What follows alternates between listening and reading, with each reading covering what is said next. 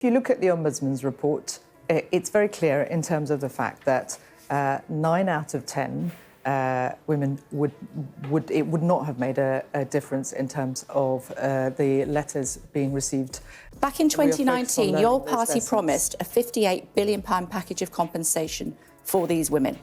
Why has the position changed so much from 58 billion to zip? Well, Remember when Labour promised $58 billion in pension compensation? Well, that figure has now plummeted to zero. living Absolutely, conditions, for everybody, that including includes WASPy women. pensioners and WASPy women. Yeah. And the investment Liz we're putting Kendall, in the NHS, let me look at these in pictures. the Not public talk about the services, NHS. Come on, as Winston. well as Definitely would get be a that fair and public money from it. It's not from WASPy proportional women. response. This And as I society say, built on the shoulders of those as I say, women. our focus is in tackling the cost of living Let me crisis. give you some quotes. Yes, you heard that right. Absolutely nothing. Before we move on, I'd like to ask you a small favor. If you appreciate this content, please take a second to like this video and subscribe to the channel. Over 98% of you watch the videos without subscribing. It costs you nothing, but it makes a huge difference to us. So, did you click the subscribe button? Great. Thank you so much. Now, back to the video.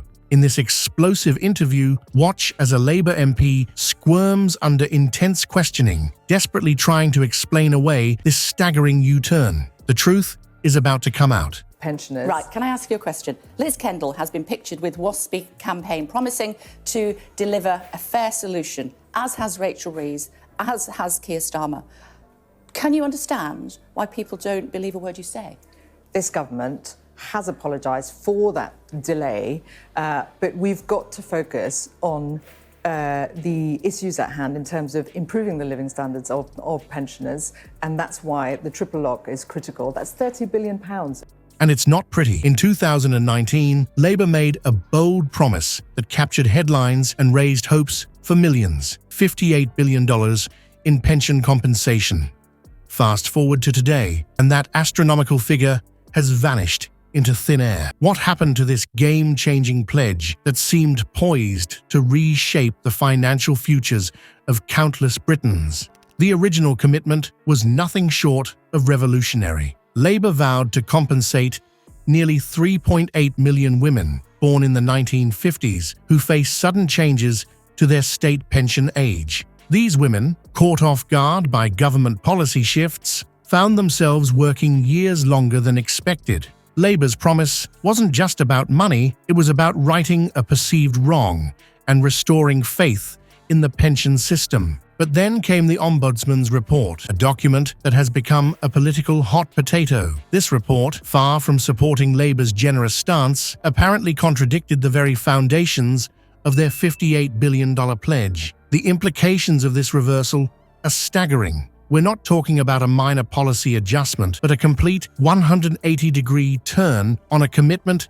that affected millions of voters. Labour leadership has been scrambling to justify this change, but their explanations have raised more questions than answers. How does a party go from promising billions to offering nothing? The contrast between their passionate advocacy in 2019 and their current hesitation is stark. As news of this U-turn spread, public reaction was swift and fierce. Social media exploded with outrage, while political opponents seized the opportunity to question Labour's reliability. The party that positioned itself as the champion of pensioners' rights now found itself on the defensive, struggling to maintain credibility. This controversy set the stage for a highly anticipated TV interview. As the Labour MP took their seat under the glaring studio lights, the tension was palpable. The interviewer, armed with facts and figures, was ready to demand answers. And from the first question, it was clear this wouldn't be an easy ride for the MP. The politician's body language spoke volumes.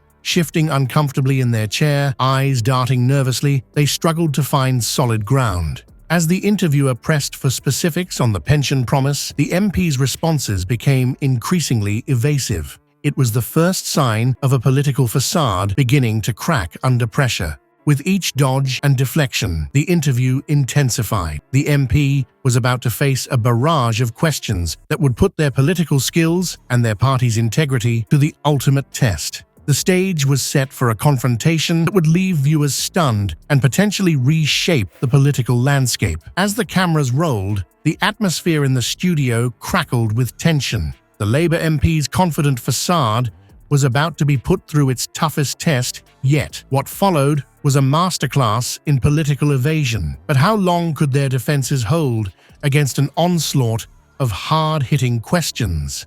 The interviewer wasted no time, launching into a relentless barrage of inquiries about Labour's pension compensation U-turn. With each question, the MP's discomfort became increasingly apparent. Their eyes darted nervously, hands fidgeting as they searched for solid ground in a sea of inconsistencies.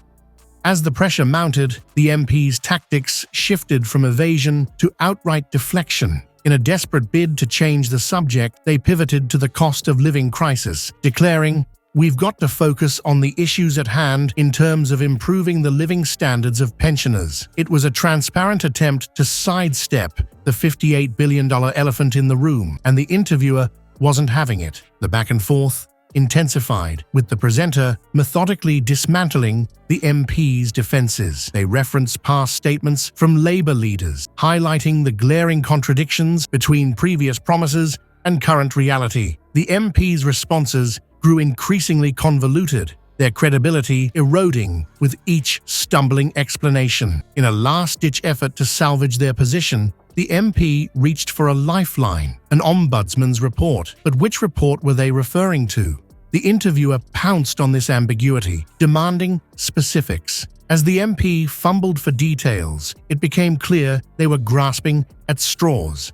The interview's climax arrived with a simple yet devastating question. How could Labour justify such a massive policy reversal? The MP's response, or lack thereof, spoke volumes. Their focus on improving living conditions for everybody, including women, rang hollow in the face of broken promises. As the interview concluded, the implications were clear. This wasn't just a personal failure for one MP, but a broader indictment of Labour's trustworthiness. Social media exploded with reactions, viewers expressing disbelief at the evasive responses and questioning the party's integrity. The aftermath of this political grilling would undoubtedly reverberate through the corridors of power. But more importantly, it left viewers wondering, in an era of broken promises and shifting narratives, can we trust any politician to follow through on their commitments? The Labour MP's credibility crumbled before our eyes on live TV. Their evasive tactics and desperate attempts to change the subject only served to highlight the stark contrast between Labour's bold promises and their current stance. As the interviewer skillfully exposed the contradictions, viewers witnessed a political facade unraveling in real time. This disastrous interview has far-reaching implications for Labour's trustworthiness. The party that once positioned itself as the champion of pensioners' rights now faces serious questions about its integrity. Can voters trust a party that so dramatically backtracks on a $58 billion commitment? The repercussions could be severe, potentially costing Labour crucial support in upcoming elections. But perhaps the most important question this incident raises is about the future of political accountability in the UK. As a respected political analyst put it, honesty and accountability are the cornerstones of a functioning democracy. When politicians evade questions, they undermine public trust and set a dangerous precedent for future governance. In an era of increasing skepticism towards political institutions, how can we ensure our leaders remain true to their word?